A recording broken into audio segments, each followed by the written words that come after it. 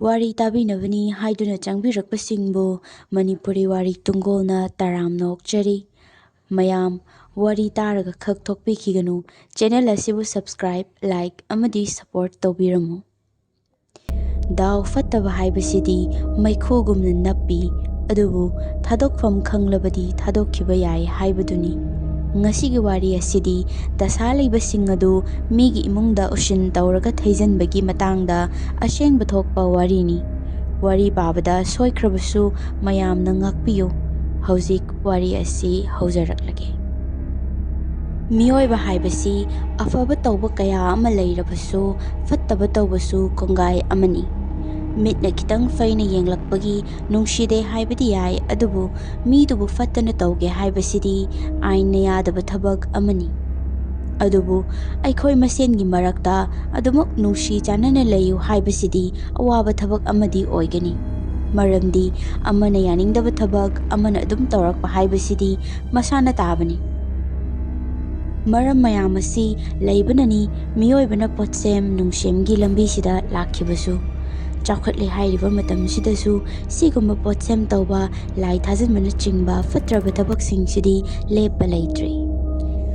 Aigi ichin inausi aiga tharaga nupa anini piklingaidagi hauna ichin inau animak mangau yamna thirai laknaba yamna warai haiduna imana haibi isa thagatpagi wadi nate aidi aina inkhalakpa loirakpada wakhal adum tarakle adubu aikhoi tamosidi hanagi hamu ngauba suklep lepte masi khara inkhalakpa matangdudasu sanga fataba khara bulubadagi nisa suna chaba hairakki aikhoina wana senaduna hotnabadagi faraklami matek amadi adubu hanagi mawongda hekta lakpani rehepta kaya thamduna yengle matam sangle faramlagani khanduna thoglakle adubu thangnaba mikupta phagi besai nongmata sungangningi haibadu hekta tawraklami adubu yam wana chahi tara hena changna hotnaraba matungda aikhoi tamosi nisadu thadokpa ngamlakki aduga nisha ama thadokpa ngamba haibasi nisha amada tainaba haibaduni maasi ganjaga churupkasidi yamna fazana sizinarami ima khoinasu sidadi thoidokna thinglamde masigi mathaktasu aikhoi tamosi magi hanadagi khangnajabi nupi amasu lairami aikhoi itai masinasu tamosi fanaba hotnabada yamna chawa matengni panglibase ima babung khoinadi ibungo nangi nupi angangdo mata koiruranuda migi machado mapunsi mangnabani pamui haiduna hek haibani adubu karam haina tawribano khangde makhoini si sukai kainade tawbagisu tamona khangnariba nupi si yamna su kuirabani thainangai class 12 karingaidagi khangnarakpani hai asumna matamgi matung inna tamoga itaimaga su longlami ahalamana hainaba maktuni lakshmi changlakena aikhoi itai masina aikhoi yumda hek lakpadagi aikhoi gi imungi mi khudingi maikai onana chatlamba singsi loina chomlakpa gom ninglami aikhoi imaga babunga si masagi oina yam pangba mi haibadu oirami adamak mina oidaba wadu manaba ngangbada thajaganba midani wangang sangangdasu yamna haijade aduna imung manung macha semba khotpada ahoba leiba yamna haijadaba haibado oiribani adubu aikhoi itai masidi chatnalon chat paisa tungsanba mi yanaba chatpana chingba singsi yamna hairami aikhoi ingkholsi khara chaujarabasu lamjau lamhang oina napina songjanduna loina le kanagumbana yamna hai singba kangu oirabadi hana adum lam asuk chaubasida kari tawba yabage haibadu khanaraga tawrangani adubu imaga babungadi adum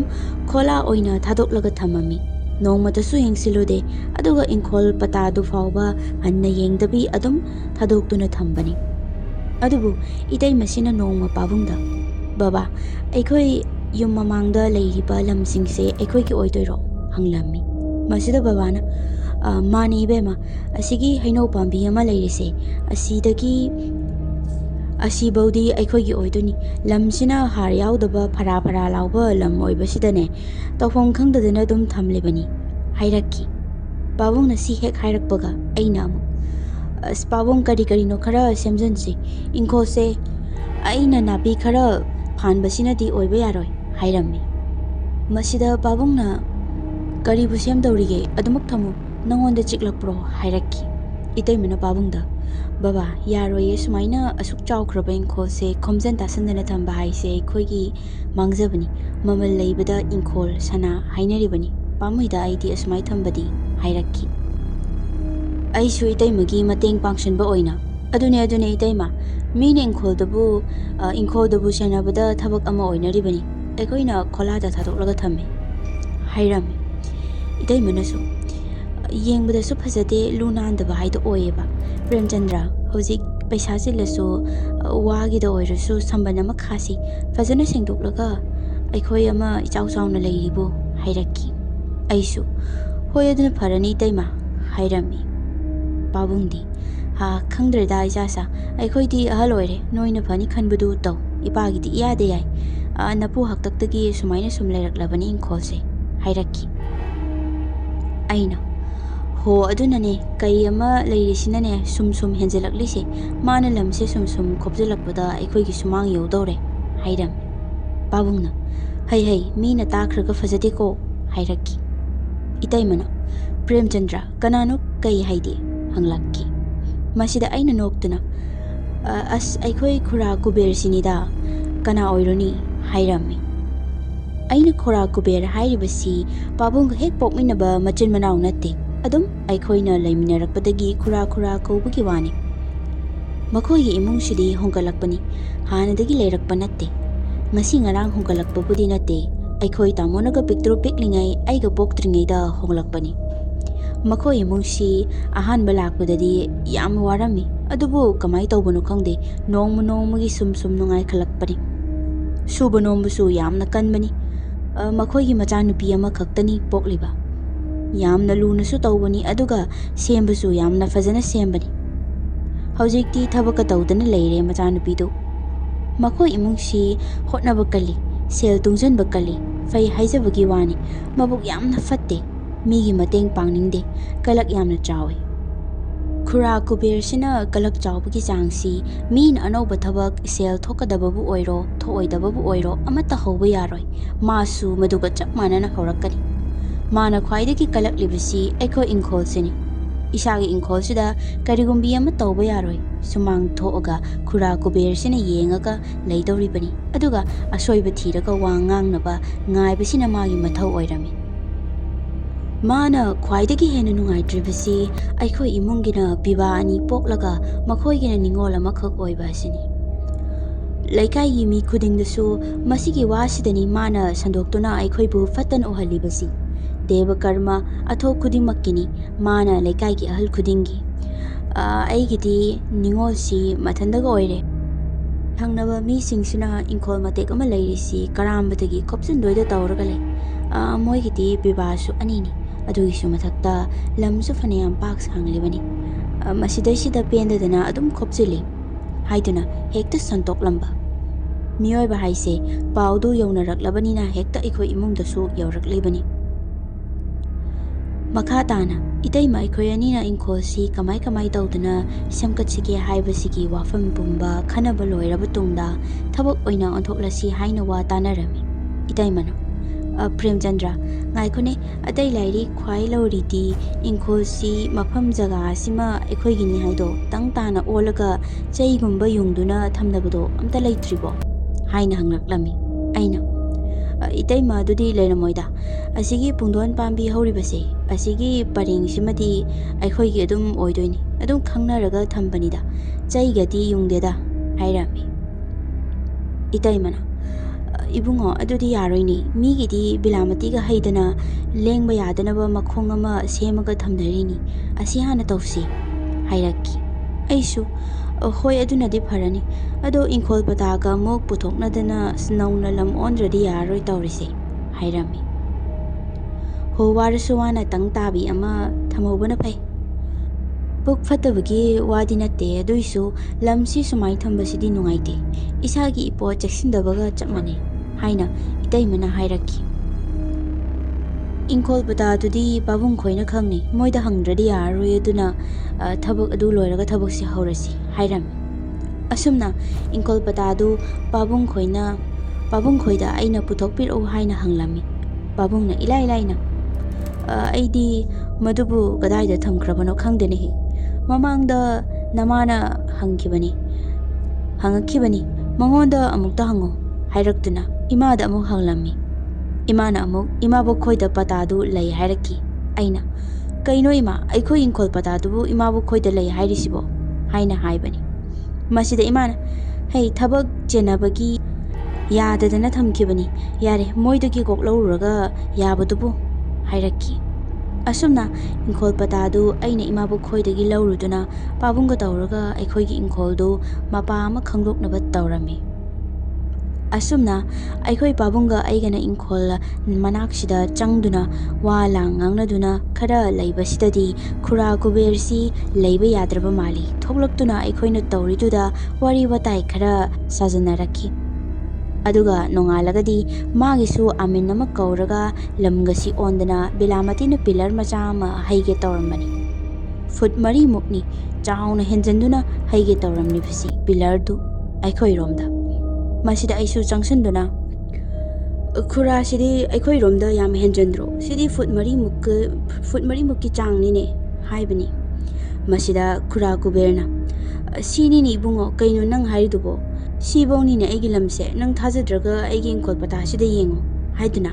magi kadaidagino khangdaba mathong khangdaba patadu aingonda ulaki aina khura aikhoi gidudi sumaina leite aikhoi gidu puthorake hairami masida mana yamna ushittana yare bungo puthoraklanu noi gidudi thaini gi patadu oiramni se aigi sidani ne pata nobani hana gido chanadre haiduna magi patadu pairaga makhut o masawo mai manaksida thangjalakpani aisu magi mawong sida khangsaw sawninglami aduga yare to khura lammate khara sida yam chopsan biranu haidoklami aina asumna hairubadagidi khatnaba haibadu oire wawa launa aikhoisi khatnarami imongi mi ataisu aikhoi anina khatnabadu taraduna loina thoklaklami magi aminadudi ngasaidagi aikhoi anina ngangnaribaduda karimata haide tumina adum lay asumna imungi mi khai thoknarakpadagidi khatnabadu khara ingtharami matangsida itaimana khura amabu oiro ngasigidi pillar si yungbiruranu kona pulap aikhoi gisu tangtabi ama khangminaraba matungda yunglasi hairami masida khura kubergi nupisina amna khonda hautana he maunau tumin layu nangna kari khangi ha ngarangda laktangai nangna paloni he haina cheirakpani masi tabada aidi amuka hena sawba haibadu oikre imana itai masi pusanduna changki mayamnadi lam machasigi damakta yamna chopna khatnai sibada puba yabasu natte haiduna khanbirambadi ai adubu lairaba aikhoigidi lamsina lanni aikhoigi oina pokpadagi ipa ipuna thambirakpani haido taklibani sibada fawba isagi lamda sijage hainaribaduni lam haibasi aikhoigidi yamna naknaba potsak amani narak mongsong oirabasu khongban lupan oirabasu khetnaba leite aduna mitop amana lam khopchilaklabadi foot ama oisunu foot tara oisunu masana sawning batabani aikhoina sel thum paidana thamoi chawthokani haibasu ngamde maram asinani aina sawribadu asumna aikhoina lona thigatlubadadi kona thigatlubadadi moigi patadu aranba oiduna leirami kadaidagi sendok sadoktuna lauruba patano khangde maduda iramibadu loina seran turanba marol ngaktani aikhoisu aikhoigi patadu nauna amuk semhanduna khura kuberda utlami aduga aikhoisi marai khara tawrami masu mana ngamnaba aikhoigidu lali haiduna marai yetpani aikhoisu asengba chumbadudi chumme haibani khurana kaidano yamna sawninglishe haiduna adum hairame khura kubersu manung kanba minina office ta chattuna fana koinasu marai tawnarami adubu case kadi tawrak tawba malaga tawrakte aroibadadi aikhoigi pataduna chumme hairakpadagi masu makha tana marai yetlakidre adubu khura kubersi manungdadi aikhoibu singaga leirami masi pumnamak kona loina uthokjaraki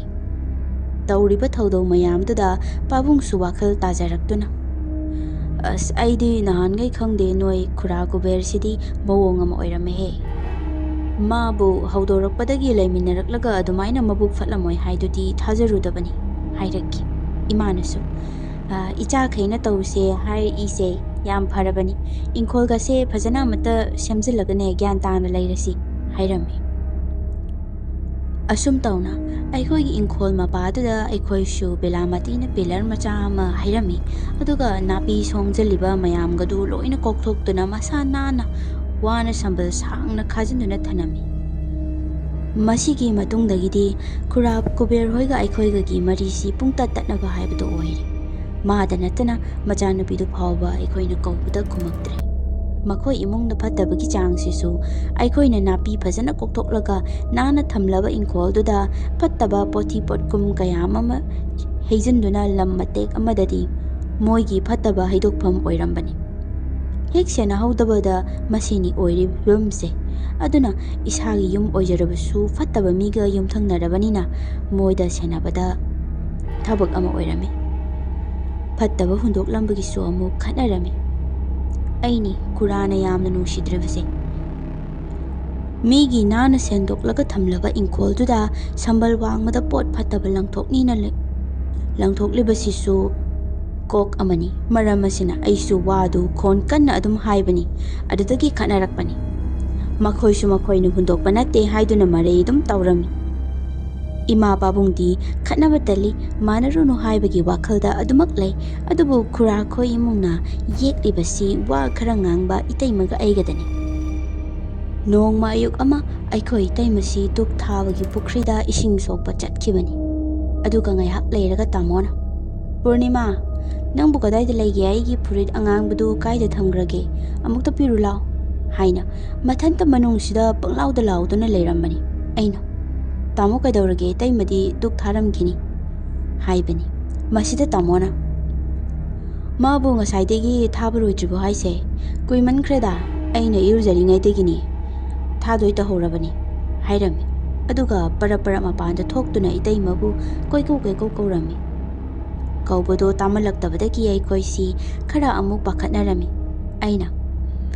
"ꯄꯨꯈ꯭ꯔꯤꯔꯣꯝꯗ ꯏꯁꯤꯡ ꯁꯣꯛꯄꯒꯤ ꯃꯥꯜꯂꯦ, ꯉꯁꯥꯏ ꯆꯠꯈꯤꯕꯗꯤ ꯎꯍꯧꯏ" ꯍꯥꯏꯅ ꯍꯥꯏꯔꯝꯃꯤ꯫ ꯇꯥꯃꯣꯅ ꯄꯨꯈ꯭ꯔꯤꯔꯣꯝꯗ ꯆꯠꯈ꯭ꯔꯕ ꯉꯥꯏꯍꯥꯛꯀꯤ ꯃꯇꯨꯡꯗ ꯏꯃꯥꯕꯨ ꯀꯟꯅ ꯀꯟꯅ ꯀꯧꯔꯛꯂꯝꯃꯤ꯫ ꯑꯩꯁꯨ ꯄꯥꯈꯠꯇꯨꯅ ꯆꯦꯟꯁꯤꯜꯂꯝꯃꯤ꯫ ꯃꯇꯝꯁꯤꯗ ꯑꯩꯈꯣꯏ ꯏꯇꯩꯃꯗꯤ ꯄꯨꯈ꯭ꯔꯤ ꯃꯄꯥꯟꯗ ꯋꯥꯟꯊꯗꯨꯅ ꯇꯥꯔꯒ ꯂꯩꯔꯝꯕꯅꯤ꯫ ꯂꯥꯏ ꯀꯣꯟꯒꯗꯣ ꯄꯨꯡꯆꯥꯏ ꯆꯥꯏꯗꯨꯅ ꯂꯩꯔꯝꯕꯅꯤ꯫ ꯈꯨꯖꯥꯏꯗꯨꯃꯗꯤ ꯄꯨꯈ꯭ꯔꯤ ꯃꯅꯨꯡꯗ ꯂꯨꯞꯈ꯭ꯔꯕ ꯃꯥꯜꯂꯤ ꯂꯩꯔꯝꯗꯦ꯫ ꯇꯥꯃꯣꯅ ꯏꯇꯩꯃꯕꯨ ꯁꯣꯔ ꯍꯣꯜꯂꯤꯕ꯭ꯔꯥ ꯍꯣꯟꯗ꯭ꯔꯤꯕ꯭ꯔꯥ ꯍꯥꯏꯗꯨꯅꯁꯨ ꯌꯦꯡꯂꯝꯃꯤ꯫ ꯎꯆꯤꯟ ꯅꯥꯆꯤꯟꯅ ꯋꯥꯟꯊꯕꯗꯤ ꯑꯣꯏꯔꯝꯃꯤ꯫ ꯏꯃꯨꯡꯗ ꯄꯨꯁꯤꯟꯗꯨꯅ ꯏꯇꯩꯃꯕꯨ ꯏꯁꯤꯡ ꯊꯥꯗꯨꯅ ꯋꯥꯈꯜ ꯇꯥꯔꯛꯅꯕ ꯍꯣꯠꯅꯔꯝꯃꯤ꯫ ꯑꯔꯣꯏꯕꯗꯗꯤ ꯏꯇꯩꯃꯁꯤ ꯋꯥꯈꯜ ꯂꯥꯛꯈꯤ꯫ ꯑꯗꯨꯕꯨ ꯄꯨꯡꯈꯥꯏꯃꯨꯛꯇꯤ ꯋꯥ ꯂꯥꯡ ꯀꯔꯤꯃꯠꯇ ꯉꯥꯡꯗꯅ ꯇꯨꯃꯤꯟꯅ ꯂꯩꯔꯝꯃꯤ꯫ ꯑꯩꯈꯣꯏꯅ ꯀꯧꯕ ꯉꯥꯡꯕꯁꯨ ꯀꯔꯤꯃꯠꯇ ꯈꯨꯝꯂꯝꯗꯦ, ꯑꯗꯨꯝ ꯇꯨꯃꯤꯟꯅ ꯂꯩꯔꯝꯃꯤ꯫ ꯑꯩꯈꯣꯏꯁꯨ ꯄꯥꯈꯠꯄꯗꯒꯤ ꯏꯃꯥꯅ, "ꯏꯕꯨꯡꯉꯣ, ꯅꯇꯩꯃꯁꯦ ꯃꯁꯥꯒ ꯋꯥꯏ ꯁꯪꯉꯝꯗ꯭ꯔꯗꯤ ꯐꯔꯛ ꯇꯥꯅꯤ꯫ ꯅꯪ ꯒꯥꯔꯤ ꯑꯆꯧꯕ ꯑꯃꯠꯇ ꯋꯥꯏꯔꯛꯑꯣ, ꯍꯣꯁꯄꯤꯇꯥꯜꯗ ꯄꯨꯅꯕ ꯇꯧꯁꯤ꯫ ꯊꯦꯡꯊꯗꯕꯤꯗ ꯇꯧꯔꯁꯤ, ꯊꯦꯡꯊꯔꯗꯤ ꯅꯨꯡꯉꯥꯏꯗꯧ ꯃꯥꯟꯗꯦ" ꯍꯥꯏꯔꯛꯄꯗꯒꯤ ꯑꯩꯁꯨ ꯏꯃꯥꯟꯅꯕꯗ ꯀꯣꯜ ꯇꯧꯗꯨꯅ ꯒꯥꯔꯤ ꯑꯆꯧꯕ ꯑꯃ ꯋꯥꯏꯒꯦ ꯍꯥꯏꯗꯨꯅ ꯍꯪꯂꯝꯃꯤ꯫ ꯑꯁꯨꯝꯅ ꯑꯩꯅ ꯍꯦꯛ ꯀꯣꯜ ꯇꯧꯕ ꯂꯣꯏꯕꯒꯗꯤ ꯏꯇꯩꯃꯁꯤ ꯚꯥꯞ ꯇꯥꯔꯛꯇꯨꯅ, "ꯏꯃꯥ, ꯑꯩ ꯉꯥꯛꯇ ꯍꯤꯞꯊꯒꯦ, ꯏꯁꯤꯡꯁꯨ ꯌꯥꯝ ꯈꯧꯔꯥꯡꯉꯤ" ꯍꯥꯏꯅ ꯋꯥ ꯉꯥꯡꯂꯛꯄꯅꯤ꯫ ꯏꯃꯥꯅ, "ꯏꯕꯦꯝꯃ, ꯅꯪꯕꯨ ꯀꯩꯗꯧꯔꯒꯦ? ꯃꯤ ꯅꯁꯥꯗꯨ ꯀꯩꯗꯧꯏꯅꯣ? ꯉꯁꯥꯏ ꯅꯪꯅ ꯋꯥꯟꯊꯔꯝꯃꯤꯗꯨꯅ ꯀꯃꯥꯏꯅꯅꯣ" ꯍꯥꯏꯔꯝꯃꯤ꯫ ꯃꯁꯤꯗ ꯑꯩꯅ, "ꯏꯃꯥ ꯌꯥꯔꯦ, ꯄꯪꯍꯪꯗ ꯍꯪꯖꯤꯜꯂꯨꯈꯤꯅꯨ, ꯍꯣꯔꯦꯟ ꯉꯥꯏꯍꯥꯛ ꯂꯩꯔꯒ ꯇꯞꯅ ꯍꯪꯁꯤ" ꯍꯥꯏꯔꯝꯃꯤ꯫ ꯇꯥꯃꯣꯅ, "ꯄ꯭ꯔꯦꯝ, ꯅꯪꯒꯤ ꯅꯃꯥꯟꯅꯕꯗꯣ ꯍꯥꯏꯗꯣꯛꯈ꯭ꯔꯣꯗꯅ, ꯒꯥꯔꯤꯗꯨ ꯌꯥꯔꯅꯤꯅ" ꯍꯥꯏꯔꯛꯈꯤ꯫ ꯏꯃꯥꯅ, "ꯏꯕꯨꯡꯉꯣ, ꯍꯥꯏꯗꯣꯛꯎꯔꯅꯨꯗ, ꯗꯣꯛꯇꯔꯗ ꯑꯗꯨꯝ ꯄꯨꯕꯤꯔꯁꯤ, ꯃꯁꯥꯁꯤ ꯀꯅꯥꯅ ꯈꯪꯅꯤ, ꯁꯣꯛꯑꯝꯃꯗꯤ ꯌꯦꯡꯊꯣꯛꯄꯤꯕꯅ ꯐꯩ" ꯍꯥꯏꯔꯝꯃꯤ꯫ ꯑꯁꯨꯝ ꯇꯧꯗꯅ ꯏꯇꯩꯃꯅꯦ, ꯏꯃꯥꯅꯦ, ꯇꯥꯃꯣꯅꯦ ꯇꯧꯔꯒ ꯃꯈꯣꯏ ꯑꯍꯨꯝ ꯍꯣꯁꯄꯤꯇꯥꯜꯗ ꯆꯠꯂꯝꯃꯤ꯫ ꯗꯣꯛꯇꯔꯅ, "ꯌꯥꯝ ꯈꯟꯖꯤꯟꯒꯅꯨ, ꯁ꯭ꯇ꯭ꯔꯦꯁ ꯈꯔ ꯂꯩꯕꯒꯤꯅꯤ, ꯑꯔꯨꯕ ꯅꯠꯇꯦ, ꯆꯥꯕ ꯊꯛꯄ ꯈꯔꯁꯨ ꯋꯥꯠꯂꯦ" ꯍꯥꯏꯔꯛꯄꯗꯒꯤ ꯏꯔꯦꯟꯖꯅ ꯚꯤꯇꯥꯃꯤꯟ ꯁꯄ꯭ꯂꯤꯃꯦꯟ ꯈꯔ ꯂꯩꯗꯨꯅ ꯌꯨꯝꯗ ꯍꯜꯂꯛꯂꯝꯃꯤ꯫ ꯅꯨꯃꯤꯗꯥꯡꯗ ꯏꯃꯥꯅ ꯏꯇꯩꯃꯗ, "ꯄꯨꯔꯅꯤꯃꯥ, ꯅꯪꯕꯨ ꯀꯃꯥꯏꯅ ꯄꯨꯈ꯭ꯔꯤ ꯃꯄꯥꯟꯗ ꯋꯥꯟꯊꯔꯝꯃꯤꯅꯣ ꯍꯥꯏꯃꯤ? ꯋꯥꯟꯊꯒꯦꯁꯨ ꯃꯅꯨꯡꯗ ꯀꯩꯗ ꯋꯥꯟꯊꯒꯦꯗꯦ" ꯍꯥꯏꯔꯝꯃꯤ꯫ ꯃꯁꯤꯗ ꯏꯇꯩꯃꯅ, "ꯏꯃꯥ, ꯑꯩꯁꯨ ꯈꯪꯗꯦ, ꯑꯗꯣ ꯑꯩꯗꯣ ꯍꯪꯕꯒꯨꯝꯕ ꯑꯃ ꯌꯥꯎꯈꯤꯕ ꯑꯗꯨꯒꯤꯅꯦ ꯍꯥꯏꯔꯝꯃꯤ꯫ ꯏꯃꯥꯅ ꯅꯪꯗꯤ ꯀꯩꯗ ꯈꯪꯉꯨꯔꯤꯕ ꯄꯨꯈ꯭ꯔꯤꯗꯨꯗꯗꯤ ꯍꯥꯏꯅ ꯍꯪꯂꯝꯃꯤ꯫ ꯃꯁꯤꯗ ꯏꯇꯩꯃꯅ ꯏꯃꯥ ꯑꯩꯁꯨ ꯚꯥꯞ ꯃꯦꯟ ꯇꯥꯍꯧꯗ꯭ꯔꯦꯗ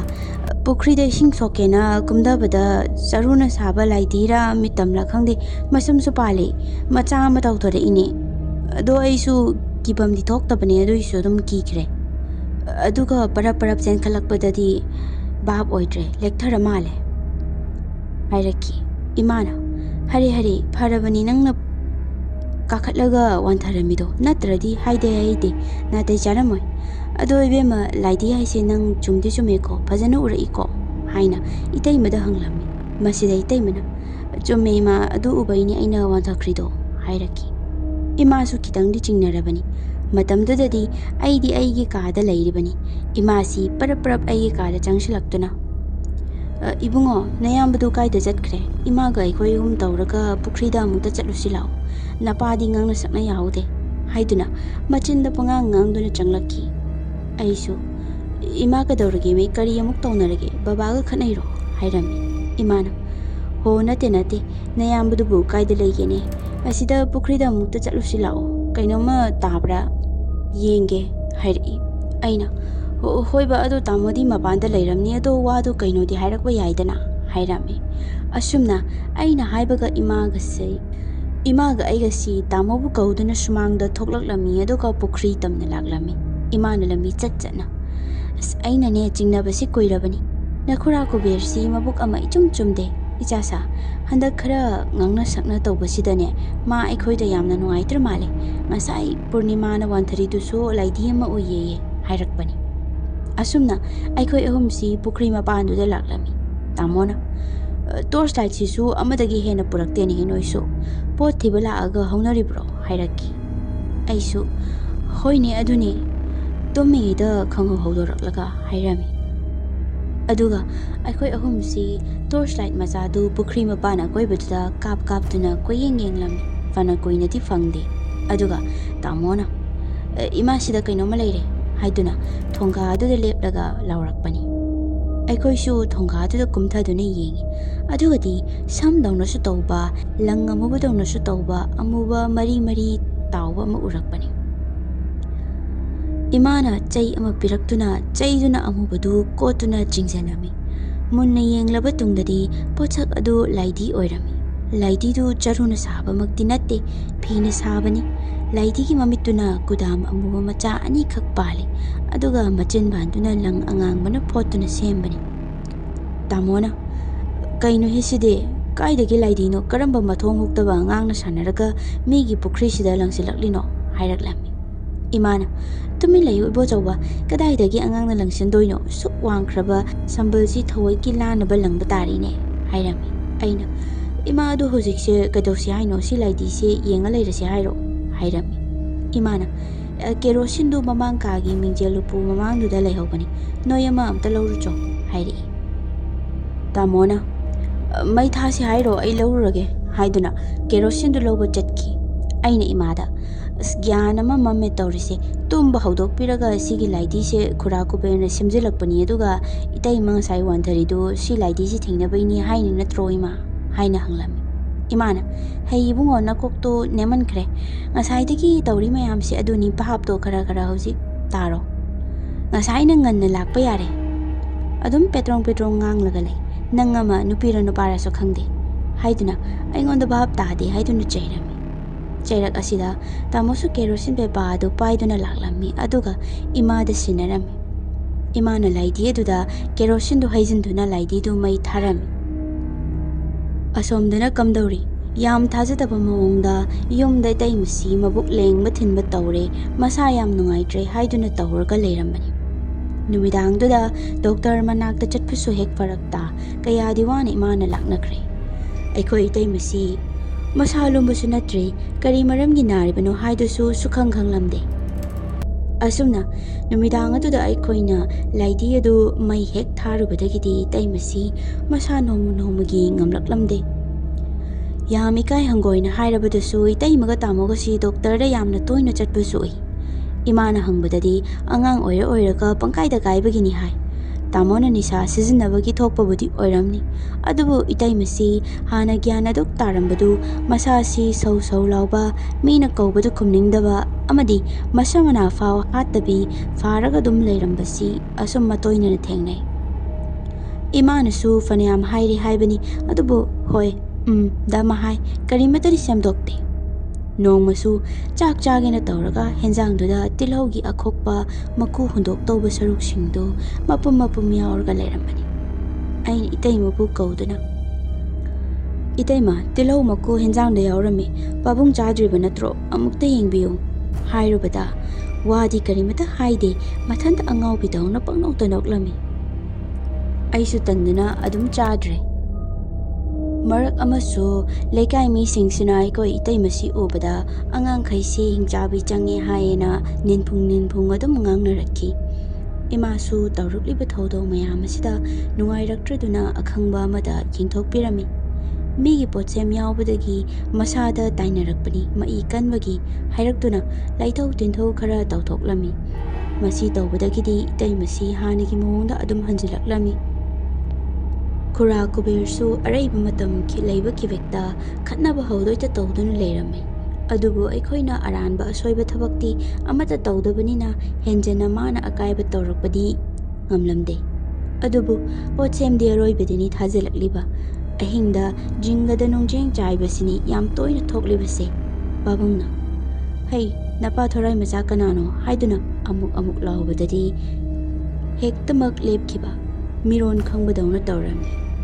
ꯍꯧꯗꯣꯡꯗꯤ ꯂꯩꯇꯅ ꯍꯧꯗꯣꯡ ꯆꯤꯛꯅꯕꯒꯤ ꯃꯈꯣꯜꯁꯨ ꯑꯗꯨꯝ ꯇꯥꯔꯝꯃꯤ꯫ "ꯍꯧꯗꯣꯡ ꯆꯤꯛꯅꯔꯕ ꯃꯥꯜꯂꯦꯅꯦ, ꯑꯝꯇ ꯊꯣꯛꯑꯒ ꯌꯦꯡꯂꯨꯁꯤ"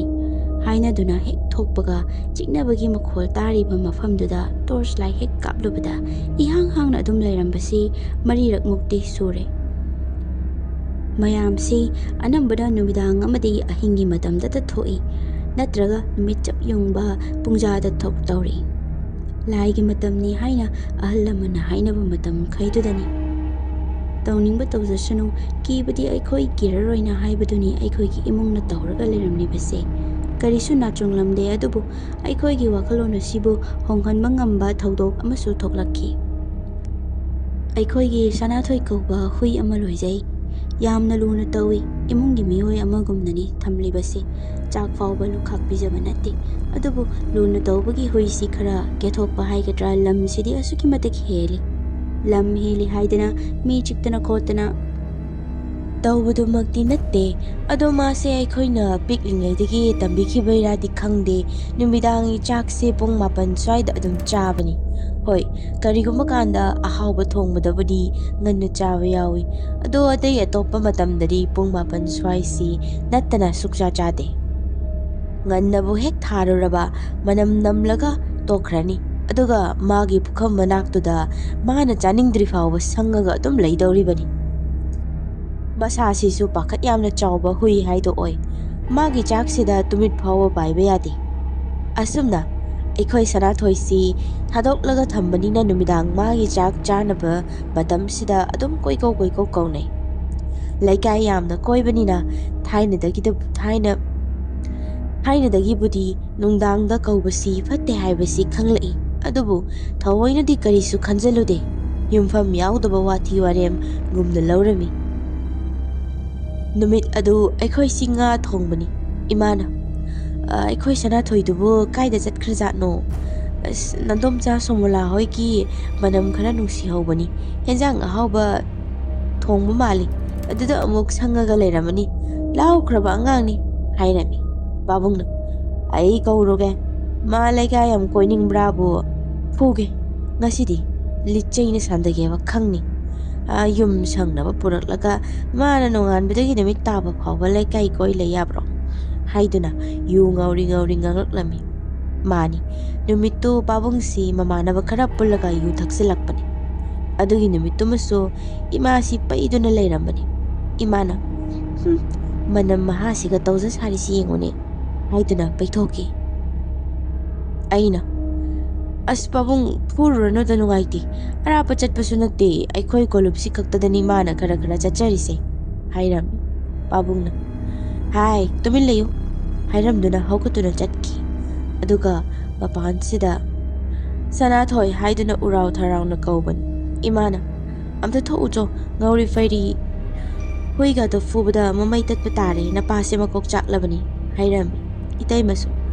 Pabung sima panda koilaw lawi sibu kaigino haiduna hanglabani. Asumna pabung na Sanathoi sibu kaubada lakti laklaba mali. Kadai chatloy nang ha? Kadai chatloge haiduna chain phu phuduna pusilaklami. Aina hek thokpaduda Sanathoi si yam kana khongduna aigina chensilakpani. Masagisu kaisu chaina set tharaktribanina kitang khut thangatpada hauna khongbani. Asumna aina hek tholakpasida laptakna aikhoi konthong wangmada khura kubersi candle macha musupai marum moirap aikhoida munna yengduna leirambani. Aisumagi maingal machaduda mani haibasi adum khangi. Aisu manakta hek change tawbaga mayumlomda adumak changki. Asumna aina Sanathoi si nanduna chak pijaraga makonda phajange haiduna hek tawba mikupsida matu si sang na matek ama maina chakbagi mawongda tawduna leirambani. Ingtham thasu nattabanina kanamata maisu hogonaba natte. Adugisu mathakta madi mai manakta sukun kundabani. Aisi pakalami minaga phuvirakla chala aduga itai mabu koikau kaurammi. Itai ma nang indomcha sumalagi number laina daine. Moi ngasi henjang thongbudo gas tara mai tara amta hangune hui matu chaklaga lae hairaki. Hairami itai masu phone du tawraga hanglami adubu indomcha koidi gas ta thongbani hairaklami. Maram chap chabadu khangma ngamlamte. Adubu ai wakhal sidadi ngasai khura chawbana candle pairaga leirambadu mitsida sangsang adum uduna leirami. Ngai haktang duda mana aikhoi Sanathoi si phuba chaiba tawrakpani haina laurami. Aisi numidangduma wakhal nungaitaduna tumba yadabi phone pairaga adum leirambani. Pung ama mukti taramlagani. Aisi mapan thokninge haiduna phamungdagi hawgatke tawbani. Ngasai khaidi hawgatpa tanbagi khangzelaga leirambani. Asumna aina phamungdagi khong thangdaraga chapal tonglingai matamsida mayai ka silana kanagumba amana sahum kanna chatkibagi khonjel ama taraki. Aduga chaksangda konlik otkibagi mawongdani tawrakliba. Aisi aikhoi itai madu hanagi mawongda kok laikhatlaba zatlana yamna thuna thoktuna mayai ka romda laklami. Aikhoi gidi mayai kaga sakshanga adum thangnana leiri padarni khallibado. Padardusu kanagumba amana chatkibagi mawongda lengagani leiramlibado. Adubu chaksangdudadi kanagumbi amatta leiramdabani. Karinoni ayoina sono churaba zala khanduna chamamnana leirami. Asumna sakinasi adumakhakni numittuda pirakkiba atei atopa karimata tawrakpa natte. Aina khara chingnaganba oibagi rana khandoklobani matamduda adubu thuna yengthoklamgadabani haina kona ningamakdaba poklakki. Hairiba numit asidagi kuidana aikhoi Sanathoi si naduna sikirami. Vetabudi buribani hidak chana kanma ngamdana sikibani. Aduga aikhoi imungsu manam dasa pangtada tarakpani. Ahanbadana aikhoi tamo accident thokle anisubadana pabung ngamuk baby stroke tawbadagi khudakta pukatnaduna samnada lili. Adudagi inamagi thabakki paisa nambadusu yadaw mande khotena pawamuk lakle. Tamo sisu accident tawraba matungda thabuk maphamsida masasi pangsokta soklami. Dasa thangnana manam tasilakpasidadi sel tumsu faniyam manglami. Aduga amaromdana khura kuber khoigina lammanawba leisinbagi gari anawba leibagi machanupi luhongbagi haina singnabagi pau adudagi marup phawbagi gumba thangnana sum taksilaki. Yamna tenba matamda ngaktani mayam si thoklebasi. Aikhoi dasa tabaga moigi nungai khalakpaga mari kaisu leinai hainadi matamduda khanba leite. Pausum tabagi wadani. Adubu asingbu pumbado nongmadi laimana khanglasunu haina takbugum atak afong narakpani. ꯈꯨꯔꯥ ꯀꯨꯕꯦꯔꯒꯤ ꯃꯆꯥꯅꯨꯄꯤꯁꯤꯅ ꯈꯪꯅꯔꯤꯕ ꯅꯨꯄꯥꯁꯤꯒꯤ ꯃꯅꯥꯎꯅꯨꯄꯤꯒ ꯑꯩꯅ ꯈꯪꯅꯖꯔꯤꯕ ꯅꯨꯄꯤꯁꯤꯒꯤ ꯃꯅꯥꯎꯅꯨꯄꯤ ꯊꯣꯛꯄ ꯑꯃꯒ ꯃꯃꯥꯟꯅꯕꯤ ꯑꯣꯏꯗꯨꯅ ꯂꯩꯔꯝꯃꯤ꯫ ꯑꯗ ꯃꯈꯣꯏ ꯑꯅꯤ ꯋꯥꯔꯤ ꯁꯥꯟꯅꯕꯗ ꯑꯗꯨꯝ ꯄꯟꯅꯔꯛꯄꯖꯥꯠꯅꯤ꯫ ꯑꯁ ꯑꯩꯈꯣꯏ ꯇꯥꯃꯣꯅ ꯈꯪꯅꯔꯤ ꯅꯨꯄꯤꯁꯤ ꯑꯩ ꯌꯥꯝ ꯇꯜꯂꯤꯃꯤ꯫ ꯑꯁ ꯃꯥꯕꯨꯗꯤ ꯀꯩꯝ ꯇꯧꯗꯦ, ꯃꯣꯏ ꯏꯃꯨꯡꯗꯣ ꯀꯩꯅꯣ ꯃꯟꯇ꯭ꯔ ꯖꯟꯇ꯭ꯔ ꯌꯥꯝ ꯍꯩ ꯃꯥꯜꯂꯦ, ꯎꯁꯤꯟ ꯅꯨꯡꯁꯤꯟꯒ ꯌꯥꯝ ꯇꯧ ꯃꯥꯜꯂꯦ, ꯗꯥꯎ ꯌꯥꯅꯕꯅ ꯅꯍꯥꯟ ꯑꯩꯈꯣꯏ ꯇꯥꯃꯣꯒ ꯀꯣꯜ ꯋꯥꯔꯤ ꯁꯥꯟꯅꯕꯗ ꯇꯥꯕꯅꯤ꯫ ꯑꯁ ꯑꯩꯈꯣꯏ ꯇꯥꯃꯣꯅꯒ ꯑꯗꯨꯗꯤ ꯑꯩꯈꯣꯏꯁꯨ ꯇꯧ ꯇꯥꯔꯦꯅ ꯀꯥꯏꯅ ꯐꯥꯒꯤꯒ ꯌꯥꯝ ꯇꯧꯅꯩ ꯍꯥꯏꯗꯨꯅ ꯑꯩꯒ ꯈꯪꯅꯔꯤꯕ ꯅꯨꯄꯤꯁꯤꯒꯤ ꯃꯅꯥꯎꯅꯨꯄꯤ ꯊꯣꯛꯄꯁꯤꯗ ꯍꯥꯏꯔꯛꯄꯖꯥꯠꯅꯤ꯫ ꯑꯗ ꯑꯃꯨꯛ ꯃꯣꯏ ꯃꯁꯦꯟꯁꯨ ꯑꯗꯨꯒꯨꯝꯕ ꯇꯧꯕ ꯌꯥꯕ ꯃꯥꯜꯂꯦ, ꯅꯨꯡꯁꯤꯗꯕ ꯃꯤ ꯂꯩꯔꯗꯤ ꯇꯧꯕ ꯌꯥꯅꯤ ꯈꯣꯠꯅꯤꯅ ꯐꯥꯒꯤ ꯄꯪꯇꯧ ꯇꯧꯅꯕꯗ ꯈꯪꯅꯔꯛꯄꯅꯤ꯫ ꯑꯗꯨꯒ ꯏꯆꯝ ꯆꯝꯅ ꯃꯃꯤꯡ ꯃꯊꯥ ꯍꯪꯕꯗ ꯈꯪꯅꯔꯛꯄꯅꯤ ꯄꯣꯠꯁꯤ꯫ ꯑꯗꯨꯒ ꯋꯥꯗꯨ ꯑꯩꯉꯣꯟꯗ ꯌꯧꯔꯛꯄꯅꯤ꯫ ꯑꯁꯨꯝꯅ ꯄꯨꯝꯅꯃꯛꯁꯤꯒꯤ ꯃꯇꯨꯡꯗ ꯏꯃꯥꯒ ꯇꯧꯗꯨꯅ ꯑꯩꯈꯣꯏ ꯏꯃꯨꯡ ꯃꯅꯨꯡ ꯄꯨꯝꯕ ꯑꯃꯥꯏꯕ ꯑꯃ ꯇꯧꯗꯨꯅ ꯄꯨꯝꯅꯃꯛ ꯀꯣꯛꯊꯣꯛ ꯆꯥꯝꯊꯣꯛꯍꯟꯕꯤꯔꯝꯃꯤ꯫ ꯑꯗꯨꯒꯤ ꯃꯇꯨꯡ ꯇꯥꯔꯛꯄꯗ ꯊꯕꯛ ꯇꯧꯔꯛꯂꯕꯁꯨ ꯆꯪꯗꯅꯕꯅꯤ ꯍꯥꯏꯗꯨꯅ ꯌꯨꯝꯗ ꯃꯤꯡꯁꯦꯜꯅꯆꯤꯡꯕ ꯏꯙꯧ ꯄꯥꯈꯪꯕꯒꯤ ಮಿꯇꯝꯁꯨ ꯊꯦꯠꯄꯤꯔꯝꯃꯤ꯫ ꯃꯁꯤꯒꯤ ꯃꯇꯨꯡꯗꯒꯤꯗꯤ ꯀꯔꯤꯃꯇꯗꯤ ꯇꯧꯔꯛꯇ꯭ꯔꯦ꯫ ꯑꯗꯨꯕꯨ ꯁꯣꯛꯈꯤꯕ ꯄꯣꯠꯇꯤ ꯍꯪꯒꯠꯄ ꯋꯥꯏ ꯍꯥꯏꯕꯗꯨꯅꯤ꯫ ꯀꯔꯝꯅꯗꯤ ꯇꯥꯈ꯭ꯔꯕ ꯗꯁꯥꯗꯨ ꯀꯥꯎꯒꯅꯤ꯫ ꯑꯗꯨꯕꯨ ꯐꯔꯛꯄ ꯌꯥꯕ ꯄꯨꯝꯕꯗꯤ ꯅꯧꯅ ꯃꯌꯣꯜ ꯆꯣꯡꯂꯛꯄꯒꯨꯝ ꯐꯔꯛꯈꯤ꯫ ꯏꯇꯩꯃꯒꯤ ꯊꯕꯛ ꯆꯦꯟꯅꯕꯗꯨ ꯄꯩꯁꯥ ꯂꯧꯊꯣꯛꯂꯒ ꯑꯇꯣꯞꯄꯗ ꯑꯃꯨꯛ ꯆꯦꯟꯍꯟꯕꯗꯒꯤ ꯊꯕꯛꯇꯨ ꯑꯣꯏꯔꯦ꯫ ꯑꯩꯈꯣꯏ ꯏꯃꯨꯡꯁꯤꯗ ꯊꯕꯛ ꯇꯧꯕ ꯑꯃ ꯌꯥꯎꯔꯕꯅꯤꯅ ꯈꯔꯗꯤ ꯁꯥꯐꯔꯝꯃꯤ꯫ ꯑꯗꯨꯒ ꯑꯃꯔꯣꯝꯗꯅ ꯈꯨꯔꯥ ꯀꯨꯕꯦꯔ ꯈꯣꯏꯒꯤꯗꯤ ꯑꯩꯈꯣꯏꯅ ꯅꯨꯡꯉꯥꯏꯔꯛꯂꯤꯈꯩꯒꯤ ꯃꯣꯏꯗ ꯑꯣꯟꯅꯅ ꯗꯁꯥ ꯇꯥꯕꯒꯨꯝ ꯇꯧꯔꯝꯃꯤ꯫ ꯃꯈꯣꯏꯒꯤꯁꯨ ꯑꯅꯥ ꯑꯌꯦꯛ ꯇꯥꯔꯛꯄꯗꯒꯤ ꯂꯝ ꯌꯣꯟꯕ, ꯂꯧ ꯌꯣꯟꯕ ꯌꯥꯝꯅ ꯇꯧꯗꯨꯅ ꯇꯥꯟꯁꯤꯜꯂꯛꯄ ꯄꯩꯁా ꯄꯨꯝꯕ ꯇꯨꯡꯗꯕꯒꯤ ꯑꯋꯥꯕ ꯇꯥꯔꯦ꯫ ꯌꯨꯝ ꯑꯃꯗ ꯂꯩꯅꯥ ꯑꯔꯨꯕ ꯑꯃꯅ ꯍꯦꯛ ꯅꯥꯁꯤꯜꯂꯛꯂꯕ ꯑꯋꯥꯕ ꯑꯗꯨꯝ ꯇꯥꯔꯦ ꯍꯥꯏꯕꯁꯤꯃꯗꯤ ꯃꯌꯥꯝꯁꯨ ꯈꯪꯕꯤꯌꯨ꯫ ꯑꯗꯨꯅ ꯑꯐꯕ ꯊꯕꯛ ꯇꯧꯅ ꯅꯨꯡꯁꯤ ꯆꯥꯟꯅꯅ ꯍꯤꯡꯃꯤꯟꯅꯕꯁꯤꯅ ꯈ꯭ꯋꯥꯏꯗꯒꯤ ꯐꯩ꯫ ꯉꯁꯤꯒꯤ ꯑꯣꯏꯅꯗꯤ ꯃꯇꯥꯡ ꯑꯁꯤꯗ ꯋꯥꯔꯤ ꯑꯁꯤ ꯂꯣꯏꯁꯤꯟꯖꯔꯦ꯫ ꯃꯊꯪ ꯋꯥꯔꯤ ꯑꯅꯧꯕ ꯑꯃꯃꯨꯛ ꯄꯨꯗꯨꯅ ꯂꯥꯛꯆꯒꯦ꯫